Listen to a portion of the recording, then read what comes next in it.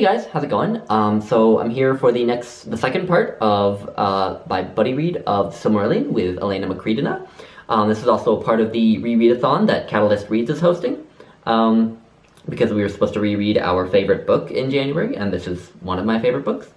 For today we read chapters 7 through 11, and in the very first chapter that we read for today, we meet one of the weirdest, in my mind, one of the weirdest creatures in all of Tolkien.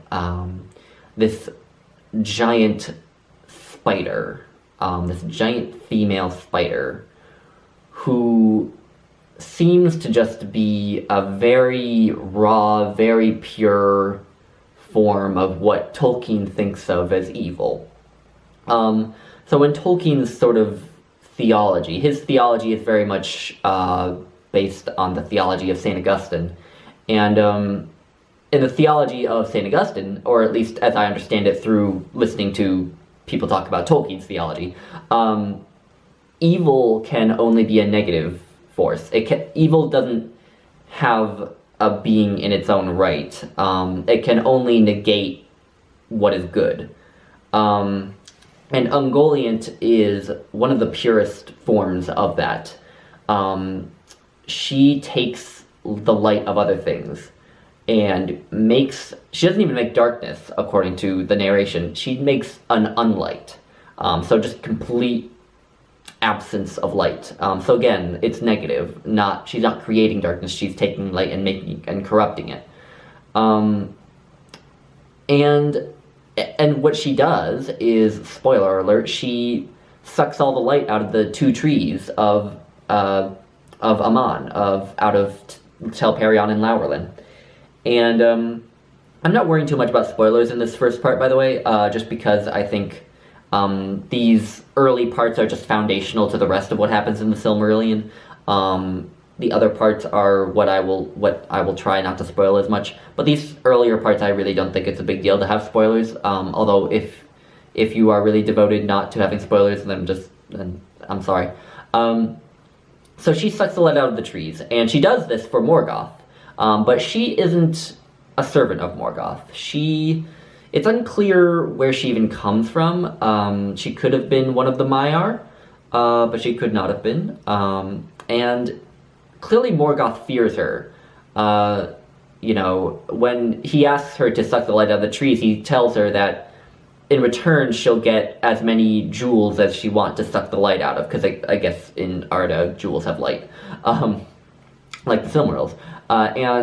So she sucks the light out of the trees, and everything is dark now, and so they escape to Middle-earth, and she demands her due, and so he gives her all these jewels and stuff, and she eats them right up, and then he withholds the Silmarils, because he's stolen the Silmarils by now. And Ungoliant kind of says, I know you're holding something back, and he says, oh no, I'm not. And then she says, yes you are. And then, so it's revealed, and she gets pretty pissed that he tried to keep this from her. And then she kind of attacks him, tries to get them, and he manages to escape, but is left kind of wounded and physically weakened. And then she just kind of goes off on her own. She kind of retreats to the southern land and kind of has this little realm with all of her children. And one of her descendants makes an appearance in The Lord of the Rings, because the Shelob in the cave in Mordor is a descendant of Ungoliant. So I don't know, she's just such a strange creature in Tolkien's whole oeuvre. It's not really clear where she comes from. It's not clear where she goes. It's kind of just weird that she exists, because she's so unique in this universe. So yeah, anyway, there's Ungoliant. I don't know why, but in this part, I kept thinking of other literary references. Not necessarily that these parts reference other works of literature, but that they were bringing to mind other themes in them that seem to that come from other works of literature. So, in this part, we get the oath of Feanor and his sons. So he has 7 sons, and since the Silmarils have been stolen, they all take an oath to either get the Silmarils or die, essentially. And there's this big passage about how this oath is so terrible. It's one that you should never take because it's so terrible to be held to it. And I couldn't help but think of Lady Macbeth's line, "What's done cannot be undone," and just how that sentiment plays through so much of literature, and it's certainly present here because, you know, I could imagine one of Feanor's sons later on saying, you know, lamenting in the same way that Lady Macbeth does, "What's done cannot be undone. I'm bound by this oath." So yeah, and then there was also, I couldn't help but comparing Feanor to Captain Ahab from Moby Dick.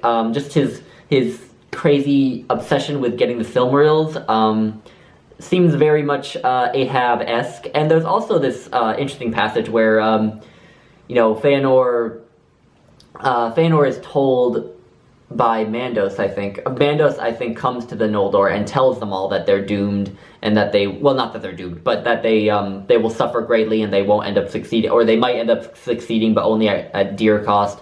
And Feanor just kind of, when the guy's done talking, Feanor just kind of says, well, you know, maybe I'm more powerful than Eru thinks, or than Iluvatar thinks. And I couldn't help but think of that famous line in Moby Dick. I can't remember it exactly, but Ahab says something like, well, if God insulted me, I would spit him in the face, or something like that. And I couldn't help but think of Ahab at that point. So, yeah, I don't know, these literary references are coming to me. I also mentioned Othello in the last video. And, you know, just making those connections and allusions, I think, is interesting. So... yeah, and also what also happens in this section is that the Noldor, the subdivision of the elves that Feanor is a member of, leave Aman against the Valar's wishes.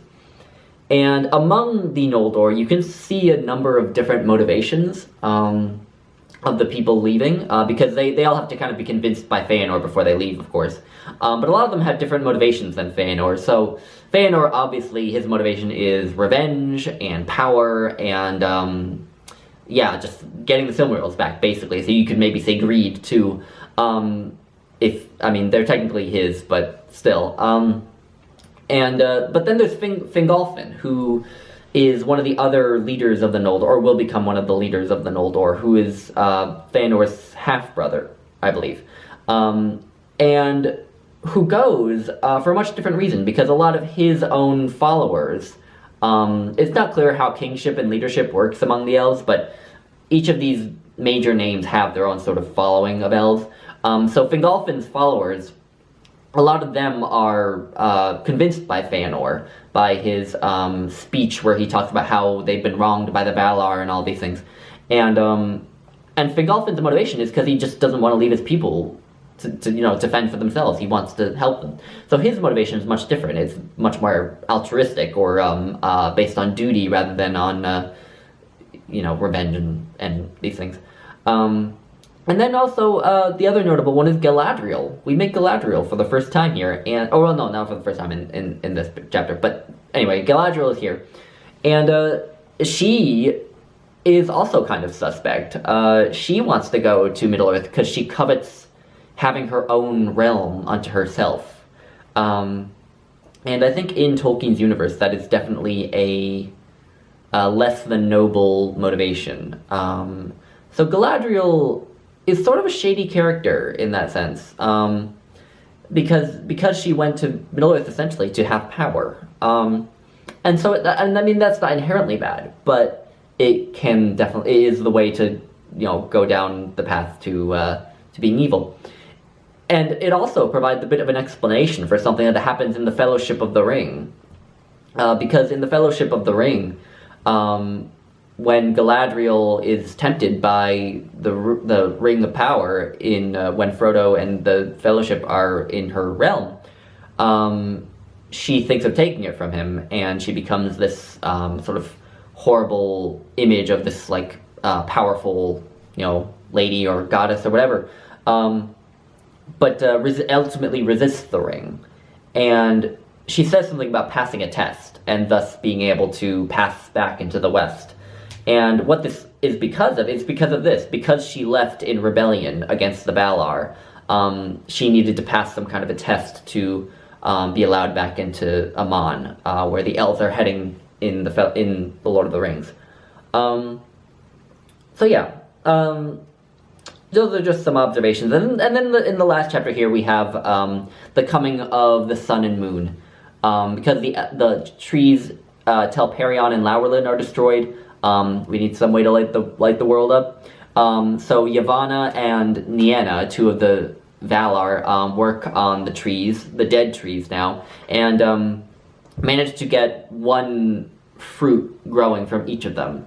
And each of these is a blossom from one, and a fruit from another. And each of these is luminous. So one of them will be silver, will be the moon, and one of them will be golden, and will be the sun. And so two Maiar are picked out to carry these around the world, and basically to go through the motions of the sun and moon. And with the rising of the sun, we actually have the coming of humans into the world. They don't start playing a part in the story till a bit later, but they emerge now. And what's interesting to me is that when the humans are born, essentially, that is supposed to signify that the elves are now in decline, essentially. And that's just interesting, because you think you're hardly even a third way through this book, and the elves are already on decline. And again, that speaks kind of to the sort of internal philosophy of this world that Tolkien has imparted to it, because it's a very medieval world, obviously. And in the Middle Ages, we nowadays have this idea of sort of positivism, almost, where everything's getting better, everything's getting bigger, where all our lives are improving, things are going, well, maybe things right now don't seem to be going great with the political atmosphere and everything, but generally we have a sort of positivist view on making progress and lives improving. But in the Middle Ages, the outlook was that basically the world was just in eternal decline until the apocalypse, essentially. So that kind of speaks to that kind of worldview.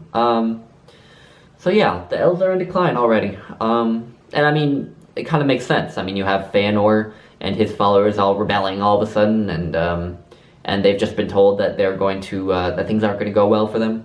So yeah, anyway, those are my observations, and I'll see you all next week for the next part. So, bye guys.